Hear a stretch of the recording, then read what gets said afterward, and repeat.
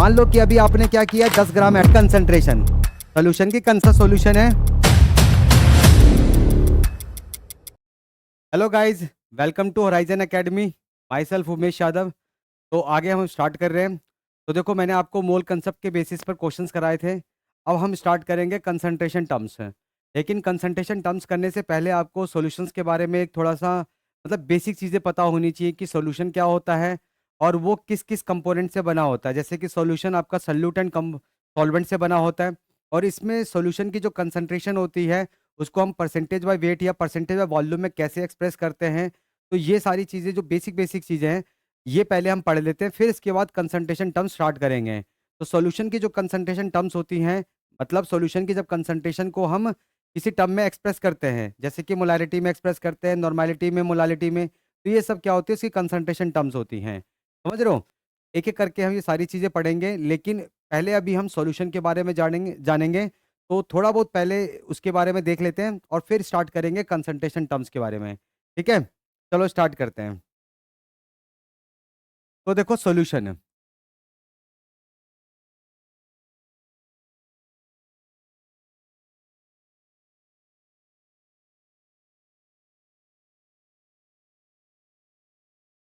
Solution, और यहाँ पर जो हम सॉल्यूशन करेंगे वो कैसा सॉल्यूशन होगा? सॉलिड सॉल्यूशन नहीं है, गैसियस सॉल्यूशन नहीं है, वो कौन सा है? लिक्विड सॉल्यूशन है। ठीक है, आपके सॉल्यूशन 3 तरह के होते हैं। जैसे सॉलिड सॉल्यूशन होता है, लिक्विड सॉल्यूशन होता है एंड गैसियस सॉल्यूशन होता है। और हर सॉल्यूशन को हम 3-3 पार्ट्स में डिवाइड कर सकते हैं। तो आपके टोटल 9 तरह के सॉल्यूशंस होते हैं। तो यहाँ पे जो हम सॉल्यूशन करने वाले हैं, मतलब जिसके लिए कंसंट्रेशन टर्म्स हम पढ़ते हैं, वो कौन सा होता है? आपका लिक्विड सॉल्यूशन होता है। तो जब मैंने कह दिया लिक्विड सॉल्यूशन है, तो इसके अंदर ऑलवेज सॉल्वेंट क्या होगा? आपका लिक्विड ही होगा। जैसे सॉलिड सॉल्यूशन के अंदर सॉल्वेंट कौन होता है? सॉलिड होता है। गैसियस सॉल्यूशन के अंदर सॉल्वेंट कौन होता है? गैस होता है। ठीक है, अब सॉल्यूट कुछ भी हो सकता है, सॉलिड, लिक्विड, गैस कुछ भी हो सकता है। तो सॉलिड सॉल्यूशन के 3 टाइप्स हो जाते हैं। ऐसे लिक्विड सॉल्यूशन के 3 टाइप्स हो जाते हैं एंड गैसियस सॉल्यूशन के भी 3 टाइप्स हो जाते हैं।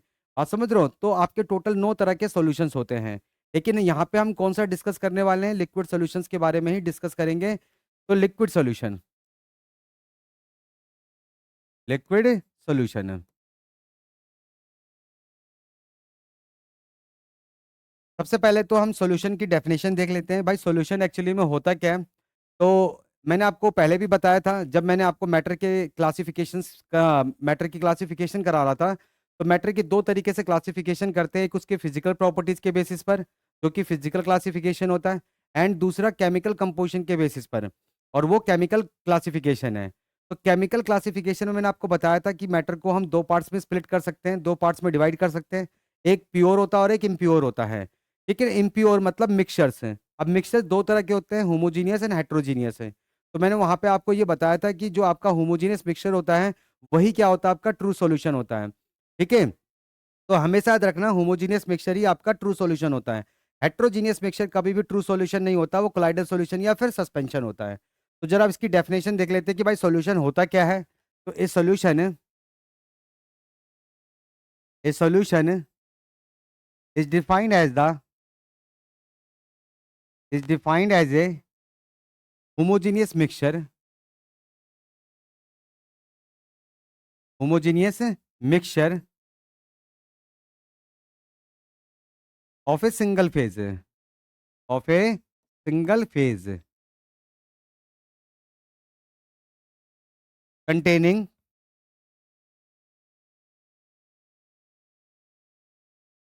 containing two or more chemically chemically non reacting substances हैं, केमिकली नॉन रिएक्टिंग सब्सटेंसेज है। आप समझ रहे हो? तो सॉल्यूशन क्या होता है? ये एक होमोजीनियस मिक्सचर है। मिक्सचर के बारे में आपको पहले ही बता चुका हूँ। मिक्सचर क्या होता है? जब भी आप एक सब्सटेंस को दूसरे सब्सटेंस में मिक्स करते हो, या एक कंपोनेंट को दूसरे कंपोनेंट में मिक्स करते हो, और वहाँ पे वो प्रेजेंट होते हैं, रिएक्ट नहीं करते, प्रेजेंट होते हैं। ठीक है, तो वो क्या होता है? आपका मिक्सचर होता है। अब वो मिक्सचर होमोजीनियस भी हो सकता है और हेट्रोजीनियस भी हो सकता है। अब हमें पता क्या चलेगा कि कौन सा होमोजीनियस और कौन सा हेट्रोजीनियस है? समझ रहे हो? तो मैंने आपको उसमें बताया था कि होमोजीनियस मिक्सचर कब होगा? जब जिस भी कंपोनेंट्स को मिला के या जिस भी सब्सटेंस को मिला के आपने मिक्सचर बनाया है, अगर वो कंपोनेंट्स यूनिफॉर्मली प्रेजेंट है थ्रू आउट द मिक्सचर, वो यूनिफॉर्मली प्रेजेंट है, उसका एक यूनिफॉर्म कंपोजिशन है, and through out the mixture आपका एक सिंगल फेज बनता है। मोस्ट ऑफ द केसेस में तो सिंगल फेज ही आता है, ठीक है। तो इस तरह के मिक्सचर को हम क्या बोलते हैं? होमोजीनियस मिक्सचर कहते हैं। लेकिन सपोज करो कि अगर मान लो कि कंपोनेंट्स को मिलाने पे आपका एक यूनिफॉर्म कंपोजिशन नहीं आता है, मतलब आपके वहाँ पे कंपोनेंट्स यूनिफॉर्मली डिस्ट्रीब्यूटेड नहीं है, नॉन यूनिफॉर्म है, तो फिर वो क्या होता है? हेट्रोजीनियस मिक्सचर होता है। पर हेट्रोजीनियस मिक्सचर कभी भी ट्रू सॉल्यूशन नहीं होता। जो होमोजीनियस मिक्सचर होता है वही आपका ट्रू सॉल्यूशन होता है। आप समझ रहे हो? तो सॉल्यूशन क्या है? होमोजीनियस मिक्सचर है और सिंगल फेज है, सिंगल फेज होता है। Most of the homogeneous mixture में आपको सिंगल फेज मिलेगा। जैसे सॉल्ट या शुगर को वाटर में आप मिक्स करोगे तो वहां पे आपको थ्रू आउट द मिक्सचर एक ही फेज नजर आएगा, एक ही बाउंड्री नजर आएगी। ऐसा नहीं कि सॉल्ट आपको अलग नजर आएगा या वाटर आपको अलग नजर आएगा। तो थ्रू आउट द मिक्सचर एक ही फेज बनता है, एक ही बाउंड्री बनती है। लेकिन अगर आप ऑयल को या सैंड को वाटर में मिक्स करोगे तो फिर वहां पे क्या होता है कि दो बाउंड्री, मल्टीपल लेयर्स आ जाते हैं, मल्टीपल फेज आ जाते हैं, तो वो हेट्रोजीनियस मिक्सचर है। पर हेट्रोजीनियस मिक्सचर आपका सॉल्यूशन नहीं होता, होमोजीनियस मिक्सचर ही आपका क्या होता है? सॉल्यूशन होता है। आगे देखो, अब इस मिक्सचर के अंदर मतलब इस सॉल्यूशन में क्या होगा? आपके दो या उससे ज्यादा सब्सटेंसेस होंगे, केमिकल सब्सटेंसेस होंगे जो कि नॉन रिएक्टिंग होंगे, ठीक है ना। पर इसमें भी वही है कि भाई ऐसे भी कंपोनेंट्स होते हैं जो कि रिएक्ट करते हैं, ऐसे भी कंपोनेंट्स होते हैं जो कि रिएक्ट करते हैं। जैसे आप CO2 गैस को वाटर में डिसॉल्व करो, कार्बोनिक एसिड मिलेगा। अमोनिया को डिसॉल्व करोगे तो अमोनियम हाइड्रोक्साइड मिलेगा, ठीक है। लेकिन मैं क्या कह रहा हूं कि आप नॉन रिएक्टिंग सब्सटेंसेस लोगे, नॉन रिएक्टिंग सब्सटेंसेस जो रिएक्ट नहीं करते हैं, ठीक है। जैसे आप शुगर या ग्लूकोज या यूरिया, ठीक है, इनको अगर वाटर में मिक्स करोगे तो फिर वहां पर वो रिएक्ट नहीं होते हैं, ठीक है, नॉन रिएक्टिंग सब्सटेंसेस हैं। समझ रहे हो? तो इसके अंदर क्या होगा कि आपका दो या उससे ज्यादा chemically non reacting substances present होते हैं। बात समझ आ रही है? ठीक है।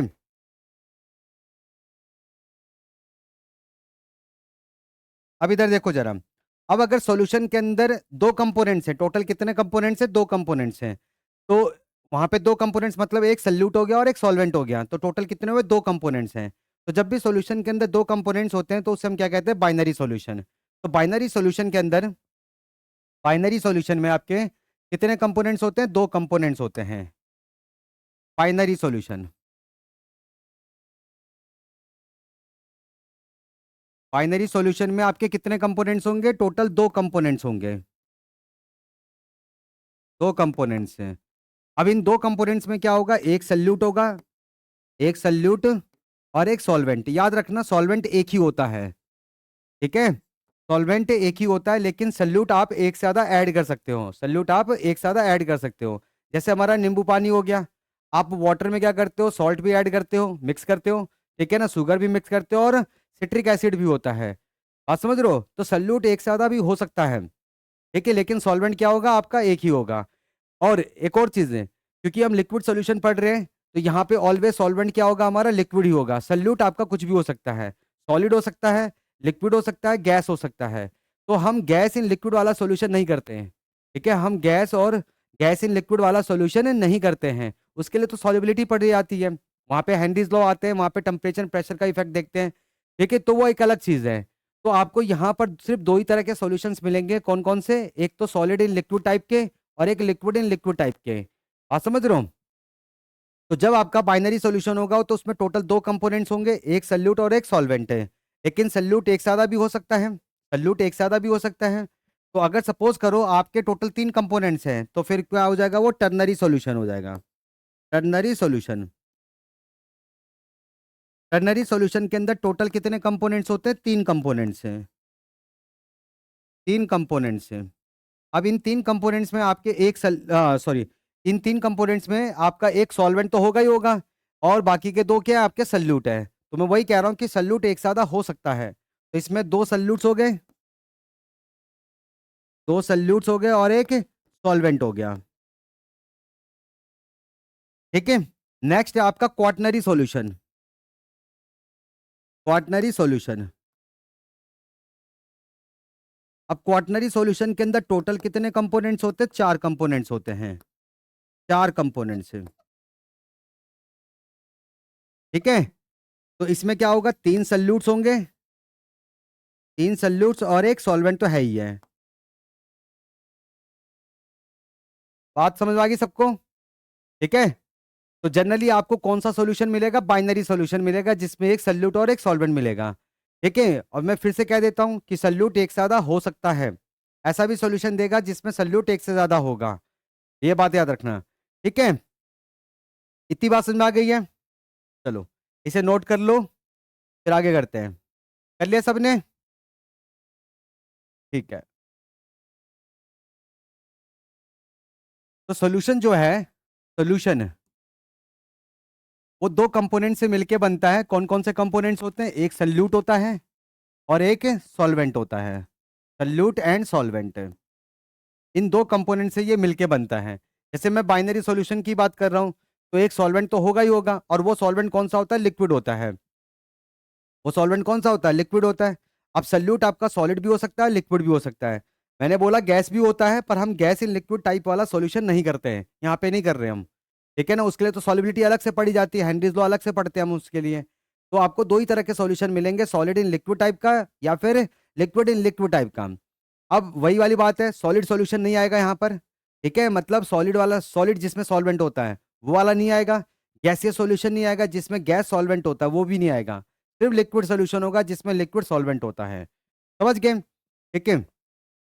अब देखो, एक सॉल्यूशन के अंदर सल्यूट एंड सॉल्वेंट को कैसे आइडेंटिफाई करोगे? आपको पता क्या चलेगा कि सॉल्यूशन के अंदर कौन सा कंपोनेंट सल्यूट है और कौन सा कंपोनेंट सॉल्वेंट है?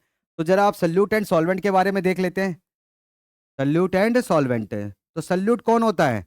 जो कंपोनेंट कम क्वांटिटी कम अमाउंट प्रेजेंट होता है।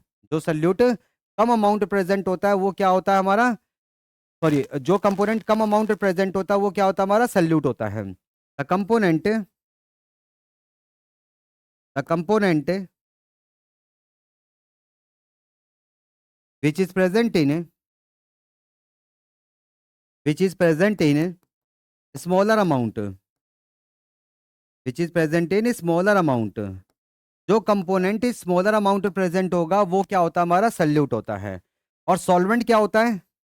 सॉल्वेंट, जो कंपोनेंट ज्यादा क्वांटिटी में प्रेजेंट होता है वो क्या होता है हमारा? सॉल्वेंट होता है।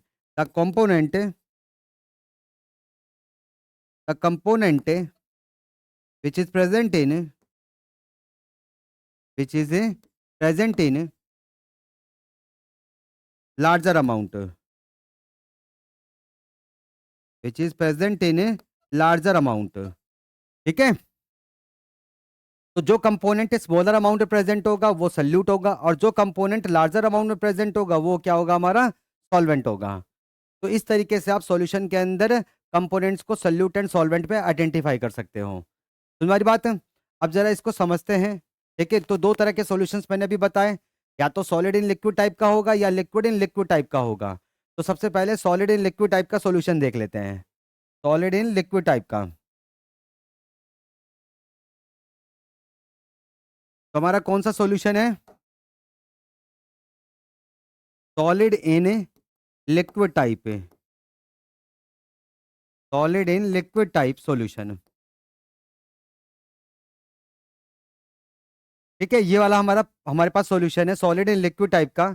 इसका एग्जांपल क्या हो जाएगा? वो एग्जांपल जैसे आप ग्लूकोज, ग्लूकोज या फिर शुगर या फिर आप यूरिया, यूरिया प्लस वाटर। अब इसमें से आप कोई सा भी सल्यूट ले लो और उसका सॉल्यूशन बना दो वाटर के साथ। ठीक है, वाटर में उसका सॉल्यूशन बना दो। तो ये आपका क्या हो गया? सॉलिड इन लिक्विड टाइप का सॉल्यूशन हो गया। तो जब भी आपका सॉलिड इन लिक्विड टाइप का सॉल्यूशन होगा तो इसमें सल्यूट एंड सॉल्वेंट को आइडेंटिफाई करने के लिए आपको डेफिनेशन की कोई जरूरत नहीं है। आपको डेफिनेशन की यहाँ जरूरत ही नहीं है। आप समझ रहे हो? क्योंकि हम लिक्विड सॉल्यूशन पढ़ रहे हैं, तो लिक्विड सॉल्यूशन के अंदर ऑलवेज सॉल्वेंट कौन होता है? लिक्विड ही होता है। तो हमें यहाँ पे तो डेफिनेशन की जरूरत पड़ती ही नहीं। ठीक है ना? आप समझ रहे हो? अब आपको देखो सॉल्यूशन के बारे में पता होगा कि आपका सॉल्यूशन जो होता है वो अनसैचुरेटेड भी होता है, सैचुरेटेड भी होता है एंड सुपर सैचुरेटेड भी होता है। देखो, ये याद रखना, आपका क्या है केमिस्ट्री के अंदर, जो जनरली जो सॉल्वेंट यूज करा जाता है वो कौन सा होता है? वाटर होता है। मतलब मोस्ट ऑफ द केसेस में हम वाटर को ही एज ए सॉल्वेंट लेते हैं। इसके कुछ कारण हैं। जैसे वाटर एक तो इजीली अवेलेबल होता है, अगर आप कोई दूसरा सॉल्वेंट लेके आओगे तो आपको खरीदना पड़ेगा, तो आपके पैसे खर्च होंगे। ठीक है ना? तो हम उससे बचते हैं क्योंकि वो बहुत एक्सपेंसिव होते हैं, तो वो हमें कॉस्ट कटिंग करनी पड़ती है। तो वाटर जो हमारा सॉल्वेंट है वो एक पोलर सॉल्वेंट प्लस प्रोटिक भी है। पोलर पोलर क्यों है? क्योंकि यहाँ पे बॉन्ड के अंदर पोलैरिटी है due to the difference in their electronegativity. लेकिन ये क्राइटेरिया नहीं होता है, बॉन्ड पोलैरिटी ये पोलर मॉलिक्यूल के लिए क्राइटेरिया नहीं है, ठीक है ना। तो पोलर मॉलिक्यूल कौन सा होता है? जिसका नेट डाइपोल मोमेंट है, जिसका नेट डाइपोल मोमेंट हो, मतलब mu not equal to zero हो, ठीक है, mu not equal to zero, तो वो मॉलिक्यूल कैसा होता है? हमारा पोलर होता है। आप समझ रहे हो? लेकिन अगर किसी मॉलिक्यूल में किसी मॉलिक्यूल का नेट डाइपोल मोमेंट क्या हो? आपका जीरो हो। नेट डाइपोल मोमेंट अगर जीरो होता है तो मॉलिक्यूल कैसा होता है? नॉन पोलर होता है। तो डाइपोल मोमेंट से ही हमें मॉलिक्यूल की पोलैरिटी के बारे में पता लगता है, ठीक है। इसकी वजह से देखो, इलेक्ट्रोनेगेटिविटी के डिफरेंस की वजह से भी बॉन्ड के अंदर पोलैरिटी आती है, क्योंकि जो मोर इलेक्ट्रोनेगेटिव एटम्स होता है वो शेयर्ड पेयर ऑफ इलेक्ट्रॉन्स को खींच के अपनी तरफ ले जाता है, जिसकी वजह से उस पर पार्शियल नेगेटिव चार्ज और दूसरे पे पार्शियल पॉजिटिव चार्ज आता है। तो due to the difference in their electronegativity, यहाँ पे क्या हुआ कि मॉलिक्यूल में एटम्स के ऊपर परमानेंट डाइपोल्स क्रिएट हो गए हैं, तो हम कहते हैं कि कोवलेंट बॉन्ड के अंदर पोलैरिटी डेवलप हो गई है। तो जब भी कोवलेंट बॉन्ड के अंदर पोलैरिटी डेवलप होती है तो हम कहते हैं कि मॉलिक्यूल पोलर है, ठीक है। लेकिन मैं फिर से वही कह दूं कि पोलर मॉलिक्यूल को फाइंड आउट करने का ये कोई अल्टीमेट क्राइटेरिया नहीं है, क्योंकि ऐसे भी मॉलिक्यूल्स होते हैं जैसे कार्बन टेट्राक्लोराइड है, तो यहाँ पे हमें बॉन्ड के अंदर पोलैरिटी तो दिख रही है, ठीक है ना। कार्बन टेट्राक्लोराइड ले लो, कार्बन डाइऑक्साइड ले लो, बॉन्ड के अंदर पोलैरिटी दिख रही है, ठीक है ना। कार्बन टेट्राक्लोराइड में क्लोरीन कार्बन से ज्यादा इलेक्ट्रोनेगेटिव है, कार्बन डाइऑक्साइड में ऑक्सीजन कार्बन से ज्यादा इलेक्ट्रोनेगेटिव है, तो बॉन्ड में तो पोलैरिटी दिख रही है। तो हम क्या बोलेंगे इसके अकॉर्डिंग? ये पोलर है। लेकिन जब हम नेट डाइपोल मोमेंट निकालते हैं तो इनका नेट डाइपोल मोमेंट क्या आता है? जीरो आता है। क्यों? क्योंकि इनकी इस मॉलिक्यूल की जो मॉलिक्यूल की जो ज्योमेट्री है वो क्या है? सिमेट्रिक है, ठीक है। और जब भी मॉलिक्यूल की ज्योमेट्री सिमेट्रिक होती है तो उसका नेट डाइपोल मोमेंट क्या होता है? जीरो होता है। और जिस मॉलिक्यूल का नेट डाइपोल मोमेंट जीरो हो वो कैसा होता है? आपका नॉन पोलर होता है, ठीक है। तो पोलैरिटी के लिए पोलर या नॉन पोलर पता करने के लिए आप डाइपोल मोमेंट देखो, ठीक है। तो mu not equal to zero, तो ये पोलर हो गया। अगर mu is equal to zero है तो वो क्या होता है? आपका नॉन पोलर है। तो वाटर क्या आपका? एक पोलर सॉल्वेंट है। वाटर क्या आपका? पोलर सॉल्वेंट है।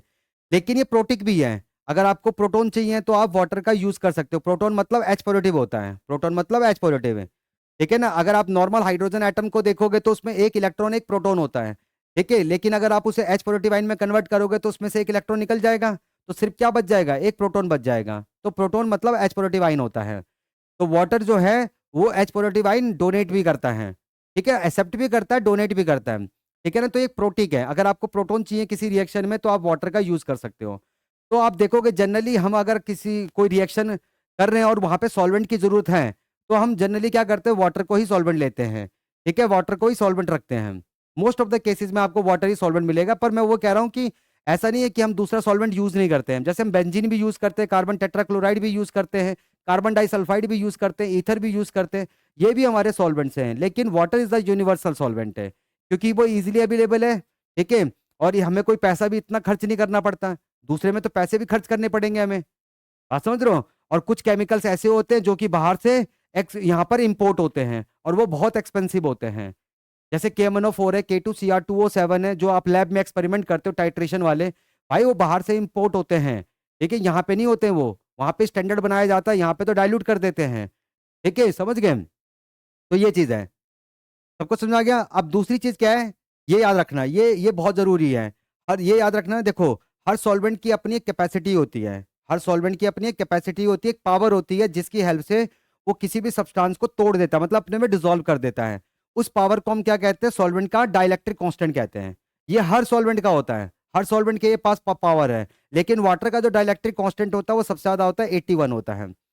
तो ये कुछ कारण है जिसकी वजह से आपका वाटर क्या है? यूनिवर्सल सॉल्वेंट है। तो आपको ज्यादा केसेस में, मोस्ट ऑफ द केसेस में आपको वाटर ही एज ए सॉल्वेंट दिखेगा, वाटर ही आपका एज ए सॉल्वेंट दिखेगा। मतलब जब भी हम कोई सॉल्यूशन बनाएंगे तो वाटर ही आपका वहां पे सॉल्वेंट होगा, समझ रहे हो, ठीक है। तो भाई लिक्विड सॉल्यूशन है तो लिक्विड ही हमारा क्या है? वो सॉल्वेंट होगा। अब यहाँ पे मैंने सॉलिड इन लिक्विड टाइप का सॉल्यूशन ले लिया है, सॉलिड इन लिक्विड टाइप का सॉल्यूशन ले लिया, ठीक है। तो भाई मैंने अभी बताया लिक्विड सॉल्यूशन है तो लिक्विड ही आपका सॉल्वेंट होगा। तो सॉलिड यहाँ पे तो आपका सॉल्वेंट हो नहीं सकता, तो इसका मतलब है कि ये आपका क्या होगा? सल्यूट होगा। ये आपका क्या होगा? सल्यूट होगा। और वाटर क्या होगा? आपका सॉल्वेंट होगा, ठीक है। अब आपने इसमें unsaturated, saturated and super saturated के बारे में पढ़ा होगा, ठीक है। जैसे अभी मैंने आपको सॉल्वेंट के डाइलेक्ट्रिक कांस्टेंट के बारे में बताया, उसी तरीके से दूसरी चीज सुनो। जैसे वाटर है, आपने एक बीकर लिया, उसमें 1 लीटर वाटर डाल दिया। अब 1 लीटर वाटर की अपनी कैपेसिटी है, 1 लीटर वाटर की अपनी एक कैपेसिटी है कि आप उसमें सर्टेन अमाउंट में सल्यूट ही ऐड कर सकते हो।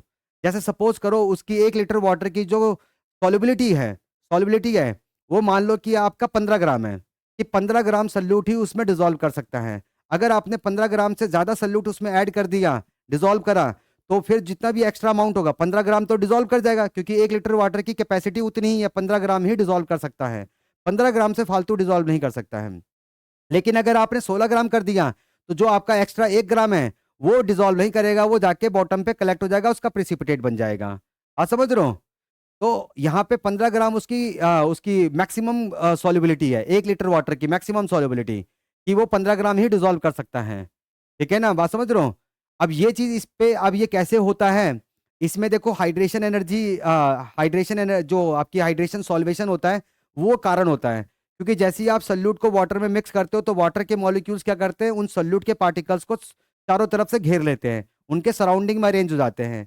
तो फिर उनके बीच में एक इंटरेक्शन होता है, उसे हम क्या कहते हैं, सॉल्वेशन कहते हैं। तो जो एनर्जी रिलीज होती है ना वो सॉल्वेशन एनर्जी होती है, लेकिन वाटर केस में उसको हाइड्रेशन एनर्जी कहते हैं। तो इसकी वजह से क्या होता है कि सल्यूट सॉल्वेंट में डिसॉल्व कर जाता है। ठीक है, पर ये याद रखना, ये याद रखना, आप जितना मर्जी सल्यूट सॉल्वेंट में ऐड नहीं कर सकते हो, क्योंकि हर सॉल्वेंट की जैसे उसका एक अमाउंट है, जैसे 1 लीटर मैंने ले लिया, तो 1 लीटर वाटर की अपनी कैपेसिटी है कि एक सर्टेन अमाउंट में, एक सर्टेन लिमिट में ही वो सल्यूट को ऐड कर सकता है, डिसॉल्व कर सकता है। जैसे 15 ग्राम बोला तो 15 ग्राम ही डिसॉल्व होगा। मान लो कि अभी आपने क्या किया है, 10 ग्राम ऐड किया है, तो ये सॉल्यूशन क्या है, अभी आपका अनसेचुरेटेड है, इसका सेचुरेशन पॉइंट नहीं आया है। तो अनसेचुरेटेड सॉल्यूशन में क्या होता है कि मोर सल्यूट्स विल डिसॉल्व, अभी सल्यूट्स और डिसॉल्व हो सकते हैं। ठीक है ना? तो 15 ग्राम आपने उसमें ऐड कर दिया, अब इसका सेचुरेशन पॉइंट आ गया। अगर आपने 1 ग्राम भी फालतू डाल दिया तो वो डिसॉल्व नहीं करेगा, उसका प्रिसिपिटेट बन जाएगा, तो ये सेचुरेटेड सॉल्यूशन है। ठीक है, सपोज करो आपने 20 ग्राम इसमें ऐड कर दिया, तो 20 ग्राम में से 15 ग्राम तो डिसॉल्व कर जाएगा, बाकी का 5 ग्राम क्या होगा, उसका प्रिसिपिटेट बन जाएगा। तो ये अभी भी क्या है, सेचुरेटेड सॉल्यूशन है। अभी भी 15 ग्राम पे भी सेचुरेटेड था, 15 ग्राम पे तो इसका सेचुरेशन पॉइंट स्टार्ट हो गया था। ठीक है ना, 15 ग्राम आपका क्या है, वो भी सेचुरेशन है, सेचुरेशन सॉल्यूशन, सेचुरेटेड सॉल्यूशन है। 16 ग्राम पे भी है, 17 ग्राम पे भी, 18 ग्राम पे भी है, 19 ग्राम पे भी, 20 ग्राम पे भी है। ठीक है, तो जितना भी एक्स्ट्रा अमाउंट होगा, अगर वो डिसॉल्व नहीं हो रहा है, उसका सिर्फ प्रिसिपिटेट बना हुआ है, तो सैचुरेटेड सॉल्यूशन। सुपर सैचुरेटेड में क्या होता है कि भाई जितनी मैक्सिमम सॉल्युबिलिटी होती है उससे ज्यादा अगर सल्यूट डिसॉल्व कर जाए तब वो सुपर सैचुरेटेड सॉल्यूशन होता है, लेकिन एक कंडीशन पे होता है, वो मेटा स्टेट होती है, मेटा स्टेट है एक कंडीशन पे। वहां पे हम क्या करते हैं, उसको हीट करते हैं, नीचे बर्नर लगा दिया, हीट करा, तो हीट की वजह से क्या हुआ कि वहां पर एक्स्ट्रा सल्यूट डिसॉल्व कर जाते हैं, मैक्सिमम सॉल्युबिलिटी से भी ज्यादा वहां पे आपके सल्यूट डिसॉल्व कर रहे हैं। आप समझ रहे हो? तो वो सुपर सैचुरेटेड सॉल्यूशन होता है। लेकिन उस कंडीशन पे, जैसी वो कंडीशन हटाओगे, तो जितना भी एक्स्ट्रा अमाउंट डिसॉल्व हुआ था, 20 ग्राम कर रहे थे ना, तो 15 ग्राम डिसॉल्व हो रखा है, 5 ग्राम एक्स्ट्रा और डिसॉल्व हो गया था उस कंडीशन की वजह से। ठीक है, तो जैसी वो हटाओगे तो जो एक्स्ट्रा 5 ग्राम है वो वापस से फिर से उसका प्रिसिपिटेट बन जाएगा, तो वो सुपर सैचुरेटेड सॉल्यूशन होता है। तो ऐसा हो सकता है कि सुपर सैचुरेटेड सॉल्यूशन में सल्यूट जो आपका ये सॉलिड है वो लिक्विड से ज्यादा हो जाए, तो इसका ये मतलब थोड़ी ना कि सॉलिड आपका एज ए सॉल्वेंट की तरह काम करने लग जाएगा। भाई लिक्विड सॉल्यूशन है तो लिक्विड सॉल्यूशन में ऑलवेज सॉल्वेंट कौन होगा, लिक्विड ही होगा, ये याद रखो। ऑलवेज कौन होगा, आपका लिक्विड ही सॉल्वेंट होगा। ठीक है, तो इसमें हमें डेफिनेशन की कोई जरूरत नहीं है, कोई जरूरत नहीं है डेफिनेशन की। दूसरा देखो जरा, जब लिक्विड इन लिक्विड टाइप का सॉल्यूशन होगा, लिक्विड इन लिक्विड टाइप का, liquid in liquid type solution,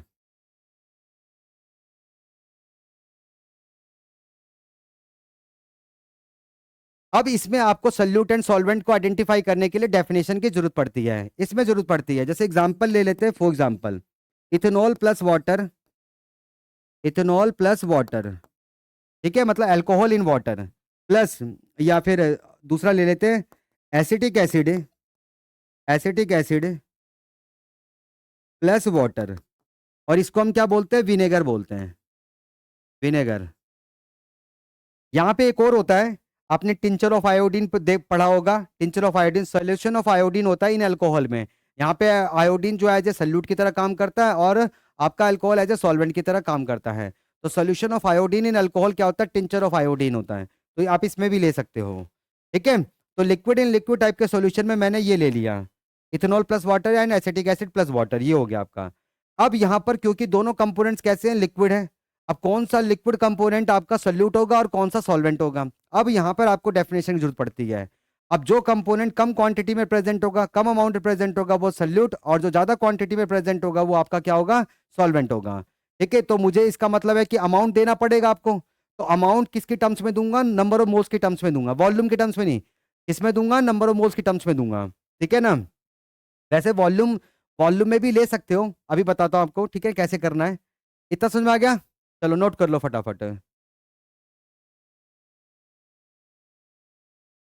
देखो इधर, अगर इथेनॉल के मोल्स, अगर इथेनॉल के मोल्स आपके कितने हैं, 1 हैं, और वाटर के मोल्स कितने हैं, 5 हैं, तो जो कम, जिसका कम अमाउंट है वो क्या होगा, आपका सल्यूट, और जिसका ज्यादा अमाउंट है वो क्या होगा, आपका सॉल्वेंट है, वो क्या होगा, आपका सॉल्वेंट है। लेकिन अगर मैं इसको उल्टा कर दूं, इथेनॉल के मोल्स में मैं कितने ले रहा हूं, 5 ले रहा हूं, और वाटर के मोल्स क्या ले रहा हूं, 1 ले रहा हूं, तो अब ये क्या हो जाएगा, आपका सल्यूट हो जाएगा, और वाटर क्या हो जाएगा, सॉरी, क्योंकि यहाँ पे इथेनॉल का जो अमाउंट है वो क्या ज्यादा है, तो इथेनॉल जो है वो आपका क्या हो जाएगा, एज ए सॉल्वेंट की तरह काम करेगा। और जो वाटर है आपका, यहाँ पे इसके नंबर ऑफ मोल्स कम है, तो ये क्या होगा, एज ए सल्यूट की तरह काम करेगा। लेकिन ऐसा भी तो हो सकता है कि मैं दोनों के मोल्स बराबर ले लूं, ऐसा भी हो सकता है कि मैं दोनों के मोल्स बराबर ले लूं। जैसे यहाँ पे सॉल्यूशन में टोटल मोल्स कितने हैं, 6 हैं, तो मैं दोनों के 3-3 ले लेता हूँ, दोनों के मोल्स क्या ले लेता हूँ, 3-3 ले लेता हूँ। ठीक है ना, बात समझ रहे हो। तो अब यहाँ पर दोनों के मोल्स क्या हैं, बराबर बराबर हैं, 3-3 मोल्स हैं। अब इस केस में कैसे पता करोगे कौन सा सल्यूट है कौन सा सॉल्वेंट है, ठीक है ना, दोनों के बराबर बराबर हैं, तो कौन सा सल्यूट होगा कौन सा सॉल्वेंट होगा, तो आप यहाँ पे कोई सा भी ले सकते हो क्योंकि दोनों का अमाउंट सेम है। ठीक है, कोई सा भी ले सकते हो। फिर हम क्या करेंगे, जनरली वाटर को ही लेते हैं तो वाटर को ही ले लेंगे, उससे क्वेश्चन को सॉल्व कर देंगे। ठीक है ना। तो जब भी आपका लिक्विड इन लिक्विड टाइप का सॉल्यूशन होता है, लिक्विड इन लिक्विड टाइप का सॉल्यूशन, वहां पे सोल्यूट एंड सॉल्वेंट को आइडेंटिफाई करने के लिए आपको डेफिनेशन की जरूरत पड़ती है। तो जो कंपोनेंट कम क्वांटिटी में प्रेजेंट होगा वो सल्यूट, जो ज्यादा अमाउंट प्रेजेंट होगा वो आपका सॉल्वेंट है। तो यहाँ पर आपका इथेनॉल कम अमाउंट में था तो सल्यूट, वाटर ज्यादा था सॉल्वेंट है। लेकिन जब मैंने उल्टा करा तो इथेनॉल आपका क्या हो गया, सॉल्वेंट हो गया, और वाटर क्या हो गया, आपका सल्यूट हो गया। लेकिन जब बराबर होगा तो कोई भी हो सकता है, कोई भी हो सकता है। अब इसमें आपको मैं बताता हूँ वॉल्यूम, वॉल्यूम वाला।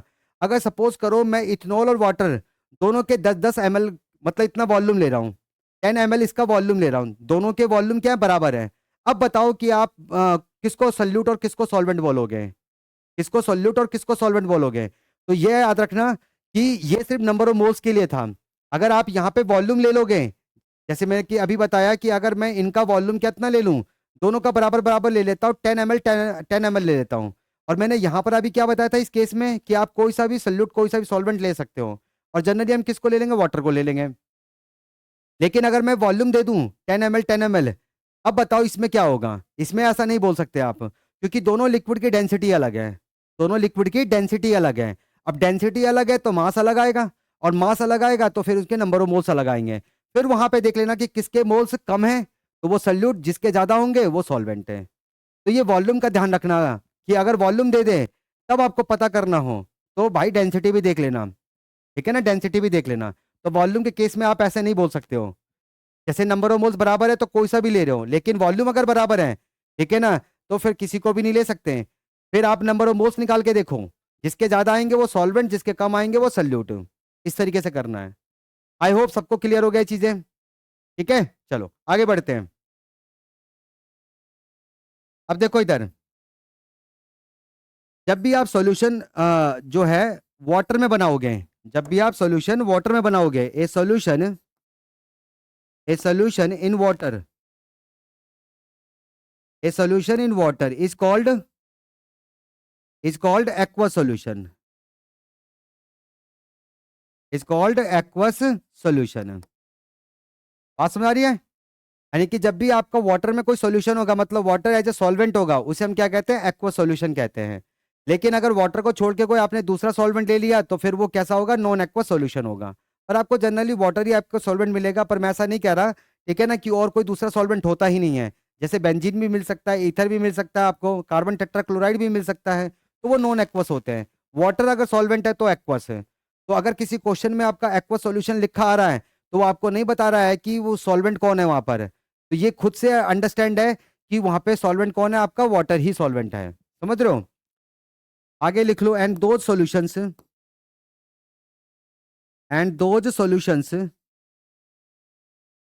इन which and those solutions in which water is not the solvent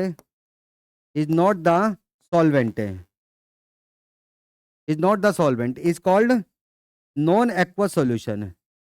उसे हम क्या बोलेंगे? नॉन एक्वस सॉल्यूशन कहेंगे।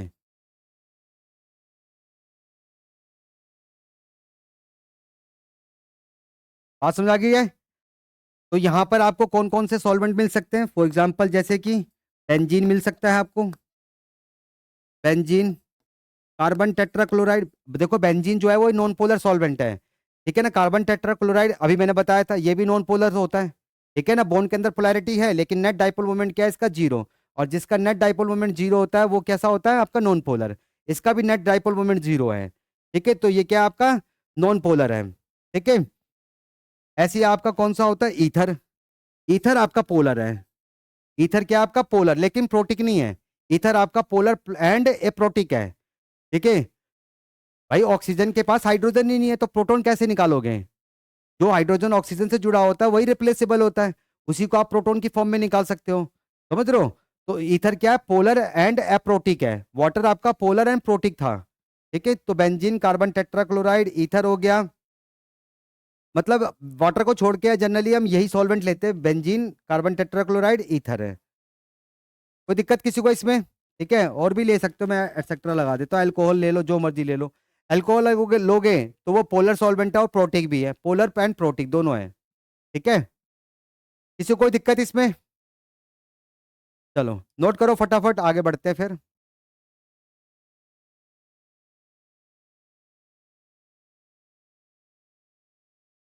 चलो अब करते हैं सॉल्यूशन की कंसंट्रेशन। सॉल्यूशन की concentration, concentration of the solution. Concentration of the solution.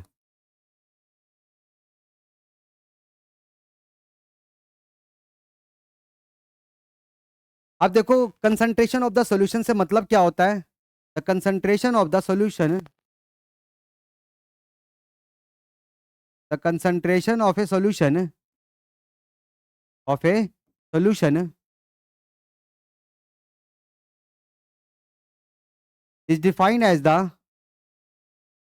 is defined as the amount of the solute, amount of the solute present in a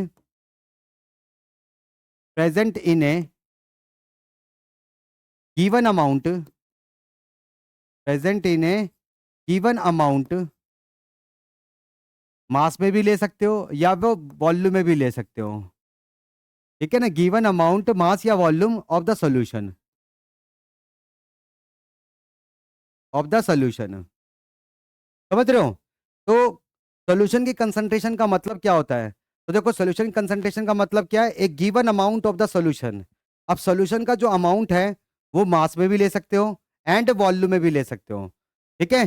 तो एक given amount of the solution के अंदर solute का जितना भी amount present होता है वही क्या होता है? सॉल्यूशन की कंसंट्रेशन होता है। फिर से सुन लो, सॉल्यूशन का जो गिवन अमाउंट होता है, ठीक है, सॉल्यूशन का जो गिवन अमाउंट है वो मास में भी हो सकता है, वॉल्यूम में भी हो सकता है। तो given amount mass of given amount of the solution के अंदर सॉल्यूट का जितना भी अमाउंट प्रेजेंट होता है वही क्या होता है? हमारा कंसंट्रेशन ऑफ द सॉल्यूशन होता है। समझ रहे हो? तो अगर सॉल्यूशन की कंसंट्रेशन ज्यादा है, अगर सॉल्यूशन की कंसंट्रेशन क्या है? ज्यादा है, तो हम उसे क्या कहते हैं? Concentrated solution. तो कंसंट्रेटेड सॉल्यूशन के अंदर सॉल्यूट ज्यादा होता है। समझ रहे हो? लेकिन अगर सॉल्यूशन की कंसंट्रेशन कम है तो हम क्या कहते हैं? उसे डाइल्यूटेड सॉल्यूशन कहते हैं। तो डाइल्यूटेड सॉल्यूशन के अंदर आपका सॉल्वेंट ज्यादा होता है, सॉल्यूट कम होता है लेकिन सॉल्वेंट ज्यादा होता है, तभी तो वो डाइल्यूटेड सॉल्यूशन है। समझ गए? अब देखो इधर, अब सॉल्यूशन की कंसंट्रेशन को आप दो तरीके से एक्सप्रेस कर सकते हो। सॉल्यूशन की कंसंट्रेशन को आप दो तरीके से एक्सप्रेस कर सकते हो। पहला होता है आपका percentage by wait, percentage by weight है, और दूसरा होता है परसेंटेज बाय वॉल्यूम। दूसरा होता है परसेंटेज बाय वॉल्यूम।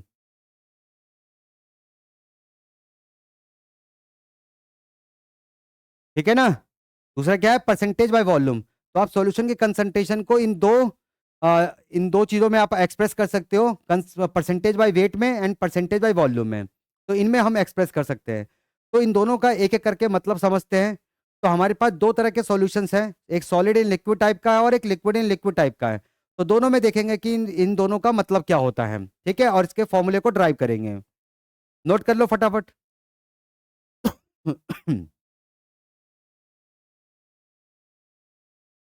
तो देखो इधर, सबसे पहला मैं ले रहा हूं solid in liquid type solution. Solid in liquid type solution.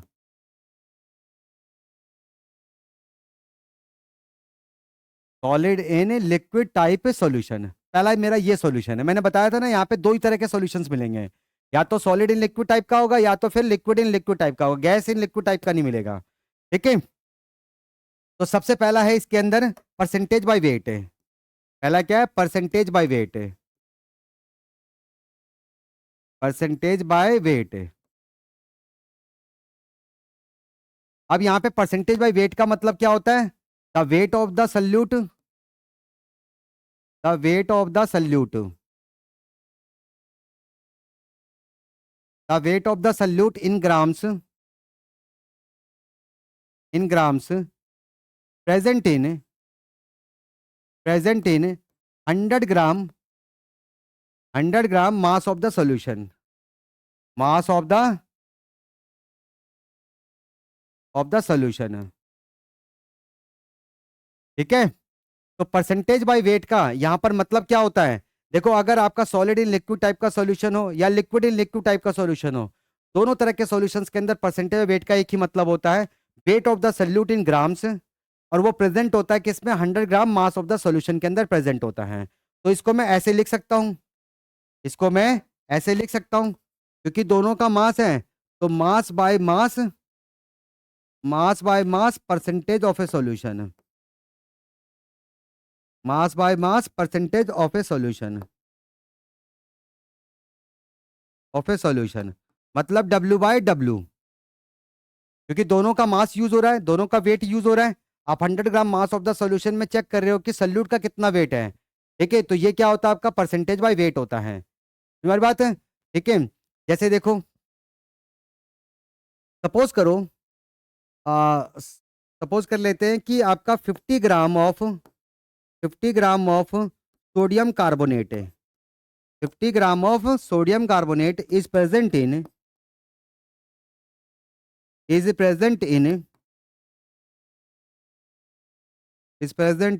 Water, is present in, एक मिनट जाओ जरा,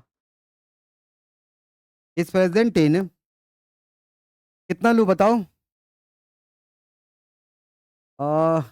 तो मैं चलो 150 ले लेता हूँ।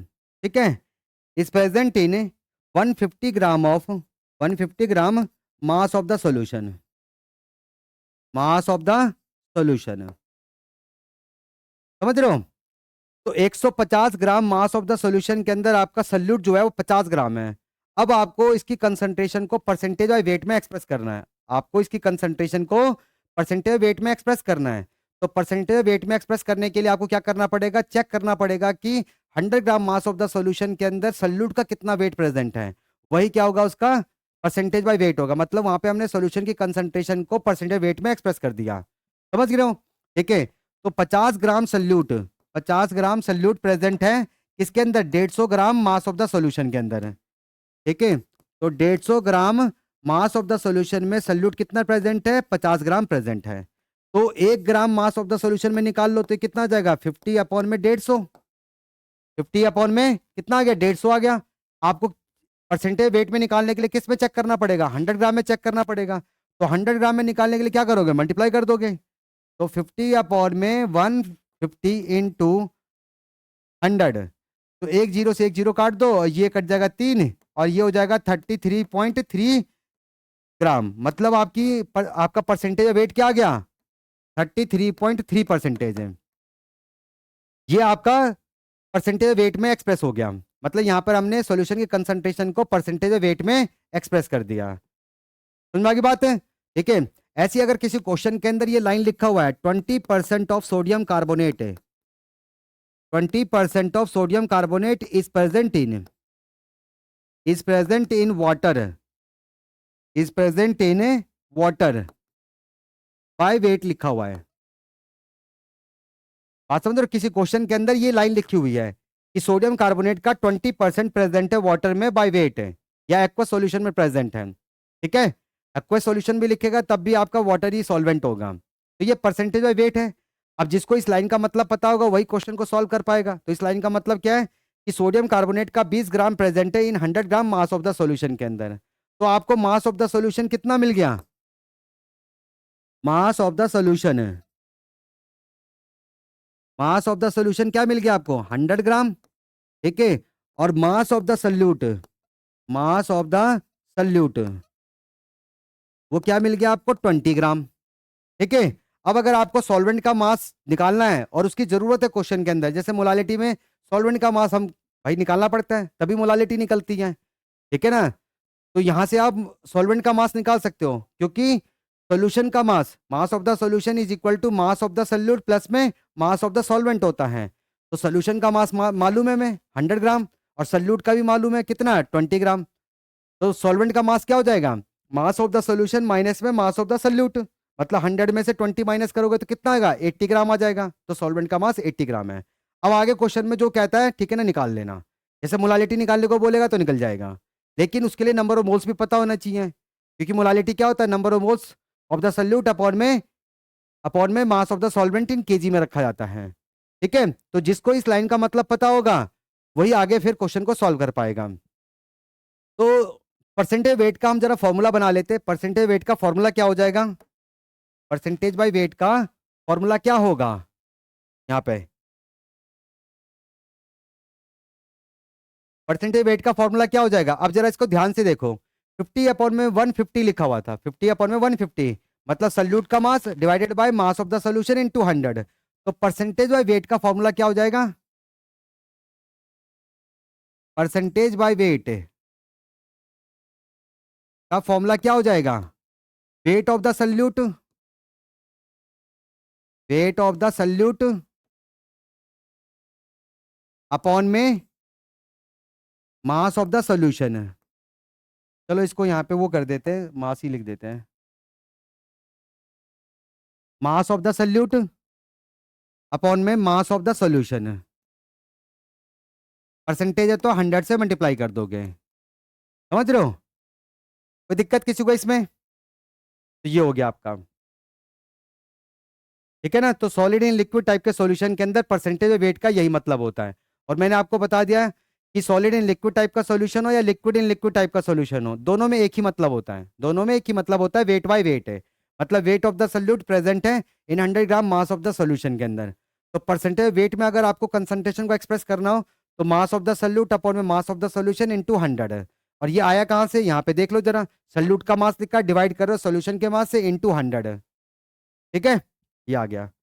चलो अब देखते हैं जरा परसेंटेज ऑफ वॉल्यूम का क्या मतलब होगा, उसका मतलब देख लेते हैं हम। नोट कर लिया सबने, कर लो फटाफट। अगला देखो, सेकंड है percentage bye, percentage by volume.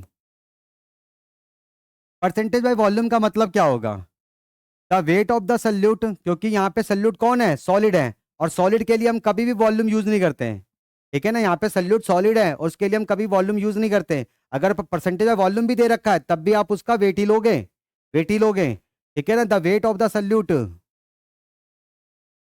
The weight of the solid solute, solid solute, इसमें इन ग्राम्स में, इन ग्राम्स प्रेजेंट इन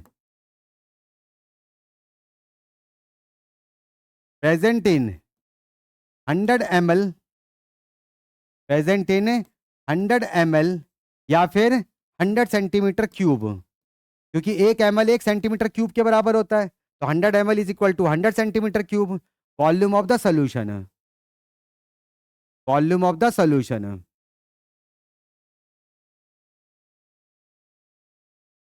समझ गए? तो इसको मैं कैसे लिख सकता हूं? क्योंकि यहाँ पे सोल्यूशन का वॉल्यूम यूज हो रहा है और सल्यूट का वेट है, तो ये मास बाय वॉल्यूम है। Mass bye volume percentage of a solution, percentage of a solution. Short form में क्या लिखोगे? W/V, W/V। ठीक है। अब जरा इसका मतलब देख लो जरा, इसका मतलब क्या होगा कि भाई 100 ml या फिर 100 centimetre cube volume of the solution में सल्यूट का कितना वेट प्रेजेंट है, वो क्या आपका परसेंटेज बाय वॉल्यूम है। ठीक है ना, परसेंटेज बाय वॉल्यूम। जैसे मैंने आपको अभी एग्जांपल पिछले वाले में बताया था, वो एग्जांपल जैसे कि आप 20% है, 20% सोडियम कार्बोनेट है, 20% सोडियम कार्बोनेट है is present in, is present in water by volume. तो इससे हमें पता लग गया कि ये परसेंटेज बाय वॉल्यूम है। तो अब देखो, अब परसेंटेज बाय वॉल्यूम का दोनों सॉल्यूशंस में अलग अलग मतलब होता है। अगर सॉलिड इन लिक्विड टाइप का सॉल्यूशन है तो वेट बाय वॉल्यूम मतलब होता है, लेकिन अगर लिक्विड इन लिक्विड टाइप का सॉल्यूशन है तो वहां पे दोनों के लिए वॉल्यूम यूज होता है, तो V/V मतलब होता है। ठीक है ना, तो इसीलिए जब परसेंटेज ऑफ वॉल्यूम आपको दे रखा है ना, तो सल्यूट को जरूर चेक कर लेना कि वो सॉलिड है कि लिक्विड है। अगर सॉलिड है तो वेट बाय वॉल्यूम, लेकिन लिक्विड है तो V/V। ठीक है ना, वो अभी नेक्स्ट बताऊंगा। तो इसका मतलब क्या हो जाएगा? सोडियम कार्बोनेट का 20 ग्राम प्रेजेंट है इन 100 ml या 100 centimetre cube volume of the solution के अंदर। तो वॉल्यूम ऑफ द सॉल्यूशन कितना है? 100 ml। और मास ऑफ द सल्यूट कितना है? 20 ग्राम है। मास ऑफ द सल्यूट कितना है? 20 ग्राम है। तो मुझे बताओ कि सॉल्वेंट का मास क्या होगा? नहीं निकाल सकते, नहीं निकाल सकते यहाँ पर। पहले वाले केस में निकाल सकते थे क्योंकि वहां पे सॉल्यूशन का मास एंड सल्यूट का मास दोनों था। ठीक है ना, तो सॉल्वेंट का मास क्या हो गया? सॉल्यूशन में से सॉल्यूट माइनस किया तो सॉल्वेंट का आ गया। लेकिन यहाँ पर सॉल्यूशन का क्या है? वॉल्यूम है, और सॉल्यूट का क्या है? मास है, तो सॉल्वेंट का मास नहीं निकाल सकते आप। ठीक है ना, दोनों सेम होता तभी तो करते हैं। ठीक है, तो इस डेटा से तो आप नहीं निकाल सकते, आगे कुछ भी बोल दे वो बात अलग है। ठीक है ना, इससे तो नहीं निकाल पाओगे, कोई दिक्कत? अब इसका फॉर्मूला बना लेते हैं। तो जैसे मैंने वहां पे फॉर्मूला बनाया था परसेंटेज वेट का, मास of the solute divided by mass of the solution into 100, तो यहां पर भी वैसे ही फॉर्मूला बनेगा, पर डिवाइड किससे करोगे? वॉल्यूम ऑफ द सॉल्यूशन से करोगे। तो परसेंटेज है, percentage by volume, percentage by volume का फॉर्मूला क्या हो जाएगा? Mass of the, mass of the solute upon में volume of the solution, volume of the solution into 100, यही होगा। तो जब भी आपको सॉल्यूशन की कंसंट्रेशन को परसेंटेज वॉल्यूम में एक्सप्रेस करना है और सल्यूट आपका क्या हो? सॉलिड हो, सल्यूट कैसा हो? सॉलिड हो, तब आप इस तरीके से एक्सप्रेस करोगे, इस तरीके से निकालोगे। ठीक है ना, मास ऑफ द सल्यूट ऊपर लिखोगे और वॉल्यूम ऑफ द सॉल्यूशन से डिवाइड कर दोगे इनटू 100, परसेंटेज तो 100। ठीक है, कैसे आएगा? जैसे पिछली बार कराया था वैसे ही कर लेना। ठीक है ना, यहाँ पे बता रखा है ना, ये वाला देखो, 50 gram of sodium carbonate present in 150 gram mass of the solution. अब आप 150 ग्राम की जगह 150 ml कर दो, 150 ml volume of the solution में प्रेजेंट है। अब आपको वो इसका कंसंट्रेशन परसेंटेज वॉल्यूम में एक्सप्रेस करना है, तो आप 100 ml में निकालो। तो जब 100 ml में निकालोगे तो 100 ml में जितना भी उसका वेट आएगा वही क्या आपका परसेंटेज बाय वॉल्यूम हो गया। तो इस तरीके से कर सकते हो। ठीक है, तो फॉर्मूला यहीं से तो बना हुआ है, बात समझ रहे हो? नोट कर लो फटाफट। लास्ट कर लेते हैं, तो आज की क्लास में इतना ही करेंगे। फिर नेक्स्ट क्लास में कंसंट्रेशन टर्म्स स्टार्ट करेंगे, मोलारिटी, नॉर्मेलिटी एंड मोलालिटी से। ठीक है, तो अभी करो जल्दी से इसे, आगे बढ़ते चलो। अब मैं कौन सा सॉल्यूशन ले रहा हूं? अब मेरा है liquid in liquid type solution, liquid in liquid type solution है ये, टाइप सॉल्यूशन है। तो सबसे पहले देखो परसेंटेज ऑफ वेट का यहाँ पे क्या मतलब होगा, तो मैंने आपको बताया था दोनों केसेस में सेम मतलब होगा, परसेंटेज बाय वेट है,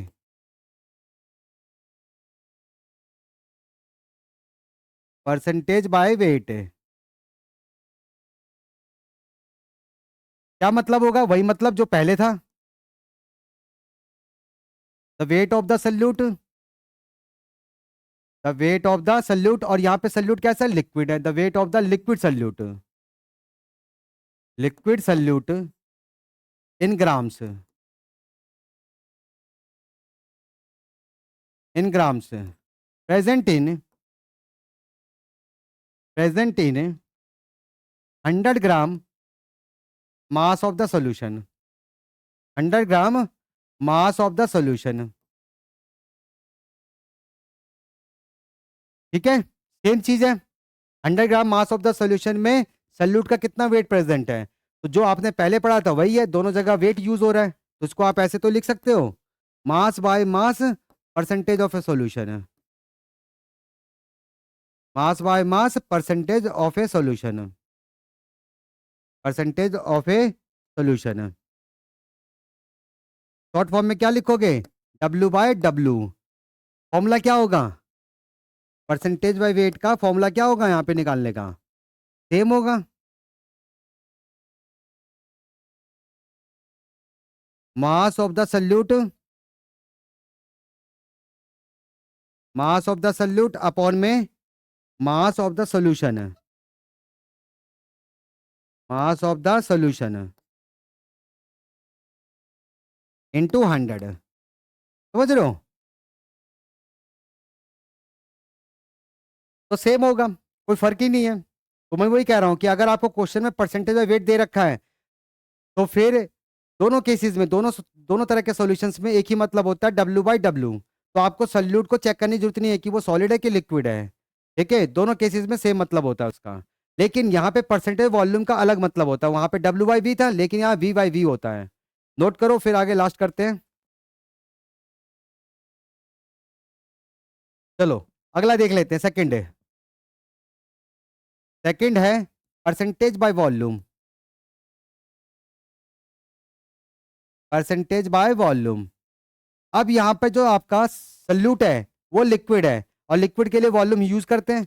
वहां पे सॉलिड था तो उसके लिए हम लिक्विड तो यूज करते नहीं है, ठीक है ना। उसके लिए मतलब वॉल्यूम तो यू टर्म यूज नहीं करते, क्योंकि यहाँ पे आपका लिक्विड है तो उसके लिए वॉल्यूम वाला टर्म यूज होता है, मास भी यूज होता है और वॉल्यूम भी यूज होता है। लेकिन आपके सॉलिड के लिए सिर्फ मास यूज होता है, वेट है, उसके लिए वॉल्यूम टर्म यूज नहीं होता है। तो ये क्या हो जाएगा? The volume of a liquid solute, the volume of the liquid solute, liquid solute किसमें? इन ml या फिर सेंटीमीटर क्यूब। और किस में प्रेजेंट होगा? Present in, present in 100 ml या 100 centimetre cube volume of the solution, volume of the solution इसमें आपका प्रेजेंट होगा। बात समझ रहे हो? इसका मतलब क्या है? 100 ml या 100 centimetre cube volume of the solution में जो लिक्विड सॉल्यूट है उसका कितना वॉल्यूम है। जैसे मैंने आपको वहां सॉलिड वाले केस में बताया था ना, अगर आप वहां पे परसेंटेज बाय वॉल्यूम देख रहे हो तो क्योंकि वहां पे सल्यूट सॉलिड है तो उसके लिए वॉल्यूम का टर्म तो यूज नहीं होगा, मास ही यूज करोगे। तो उसके 100 ml में उसका कितना मास प्रेजेंट है, कितना वेट प्रेजेंट है, परसेंटेज ऑफ वॉल्यूम। लेकिन यहाँ पे सल्यूट क्या है? लिक्विड है, तो इसके लिए वॉल्यूम का टर्म यूज करोगे यहाँ पे। ठीक है ना, तो इसका मतलब क्या है कि 100 ml में लिक्विड सल्यूट का कितना वॉल्यूम प्रेजेंट है। ठीक है, तभी तो ये वी बाई वी है। तो मैं यहाँ पे क्या लिख सकता हूँ? यहाँ पे मैं क्या लिख सकता हूँ? Volume by volume, volume by volume percentage of a solution, percentage of a solution. ठीक है, शॉर्ट फॉर्म में क्या लिखोगे? वी बाई वी लिखोगे। और इसका फॉर्मूला क्या हो जाएगा यहाँ पे परसेंटेज बाय वॉल्यूम निकालने का? परसेंटेज बाय वॉल्यूम का फॉर्मूला क्या हो जाएगा यहाँ पे? अब ऊपर क्या लिखोगे? Volume of the liquid solute, volume of the liquid salute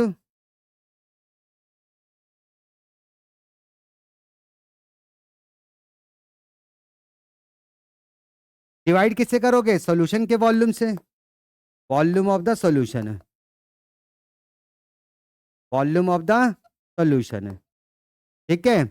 और परसेंटेज है तो 100 से मल्टीप्लाई कर दोगे। तो परसेंटेज ऑफ वॉल्यूम का यहाँ पे फॉर्मूला क्या हो जाएगा, ये हो जाएगा volume of the liquid solute upon में volume of the solution into 100, ठीक है ना। यहाँ पे अगर सोल्यूशन की कंसंट्रेशन आपको परसेंटेज वॉल्यूम में एक्सप्रेस करना है तो इस तरीके से करोगे, ठीक है। तो सॉल्यूशन के बारे में बेसिक बेसिक चीज़ें मैंने आपको बता दी हैं। तो नेक्स्ट क्लास में हम क्या करेंगे, कंसंट्रेशन टर्म्स करेंगे। तो आज के लिए इतना ही है, मिलते हैं नेक्स्ट क्लास में। Good bye bye.